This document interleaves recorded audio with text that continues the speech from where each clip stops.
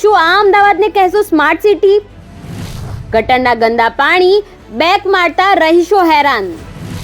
જુહાપુરા વિસ્તારમાં સ્થાનિકોની હાલત કફોડી. ટેક્સ ભરવા છતાં જનતાને નથી મળતી સુવિધા. નમસ્કાર, ન્યૂઝ ફોર ઇન્ડિયામાં આપનું સ્વાગત છે. હું હિમાની આપની સાથે. તો અમદાવાદના મક્તમપુરા વોર્ડમાં આવેલા જુહાપુરા વિસ્તારમાં સ્થાનિકોને પારાવાર મુશ્કેલીનો સામનો કરવો પડી રહ્યો છે. અહીંયા વસતા લોકો માટે વરસાદી પાણીના નિકાલની સમસ્યા માથાના દુખાવા સમાન બની ગઈ છે. કેમ કે વરસાદી પાણીનો નિકાલ અટકી જાય છે. વરસાદી પાણીનો નિકાલ થાય તો પાછું ગટરનું પાણી બેક મારે છે, જેના કારણે થોડો પણ વરસાદ પડે એટલે અહીં પાણી ભરાઈ જાય છે. પાણી ભરાતા એક અઠવાડિયા સુધી આનો નિકાલ ન થાય તેવી સ્થિતિનું નિર્માણ પણ થયું છે. સ્થાનિકોએ રોષ વ્યક્ત કરતા કહ્યું કે લાખો રૂપિયા ખર્ચવા છતાં પણ લોકોને પ્રાથમિક સુવિધાઓ મળતી નથી. પ્રજા પરેશાન બની ગઈ છે. સાથે જ અનેક રજૂઆતો કરી છતાં તંત્ર કોઈ ઉકેલ લાવતું નથી. અત્યારે હાલમાં અમે વહેલી સવારે અમદાવાદના જુહાપુરા વિસ્તારની અંદર આવ્યા છે. મક્તમપુરા વોર્ડ છે, આ 42 વેજલપુર વિધાનસભા છે.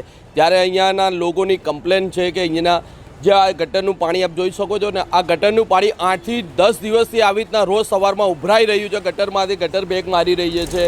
અહીંના કોન્ટ્રાક્ટરોને, અહીંના કોર્પોરેટરોને, અહીંના અધિકારીઓને, અહીંના કોર્પોરેશનની ઓફિસોમાં વારંવાર રજૂઆત કરવા છતાં પણ કોઈ પણ જાતનું અહીંયા ધ્યાન આપવામાં આવતું નથી. તો અહીંના જે સ્થાનિક જેમનું અહીંયા મકાન છે એ વ્યક્તિ પણ અમારી સાથે જોડાય છે. અમે એમની સાથે પણ વાતચીત કરીશું કે એ શું કહેવા માંગશે. ભાઈ, આપનું ઘર ક્યાં છે? આ રહ્યું અહીંયા સામે જ છે મારું મકાન. હા, અને આ પાણી કેટલા સમયથી આ પાણીની સમસ્યા છે તમને? આ ગટરનું પાણી ભરાય છે. આ 15 થી 20 દાડા થઈ ગયા.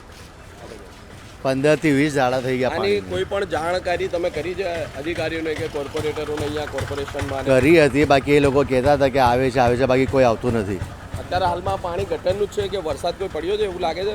ગટરનું જ છે. અત્યારે 2-3 દાડાથી વરસાદ રોકાયેલું છે, છતાં અહીંયા કોઈ ધ્યાન દેવામાં આવતું નથી. કોઈ નથી આવતું. અત્યારે જો હાલ અહીંયા ઇલેક્શન હોત તો કેવી રીતના કામ થાત? ફટાફટ થઈ જાય. ને પેલા ઝાડુવાળાને પણ મેં કીધું તો ઝાડુવાળા પણ અહીંયા અઠવાડિયેથી આવતા નથી. તો એ તો દેખાય છે તમને કે એ લોકો ક્યાં વાળશે અહીંયા? એમનો તો કોઈ દોષ જ નથી એવું લાગી રહ્યું. એ ક્યાં સાફ સફાઈ કરશે અહીં? હવે આપણને કંઈ ખ્યાલ નથી એ શું કરે છે. આ પાણીમાં તો એ તો વાળશે જ નહીં ને. પેલા પાણી જશે તો જ ને. પાણીમાં તો નહીં વાળે.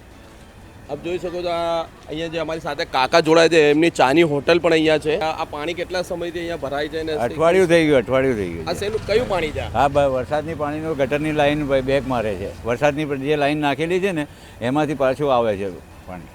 તો અહીંયા કોઈ તંત્ર ધ્યાન આપતું નથી કે કોર્પોરેટર કે કોઈ કોન્ટ્રાક્ટર?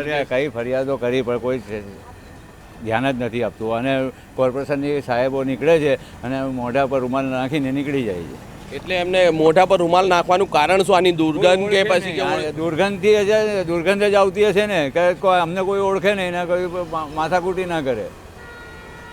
જેમ કે અહીંયા જે કોર્પોરેશનના અધિકારીઓ છે તે અહીંથી નીકળે છે પણ નજર અંદાજ કરીને નીકળે છે ને મોઢે રૂમાલ બાંધીને નીકળે છે. અહીંના જે વ્યક્તિનું કહેવું છે ને કે એમને કોઈ ઓળખે નહીં કે અધિકારીને એમની કોઈ બોચી ના ચાલે, એના માટે મોઢે રૂમાલ બાંધીને નીકળે છે.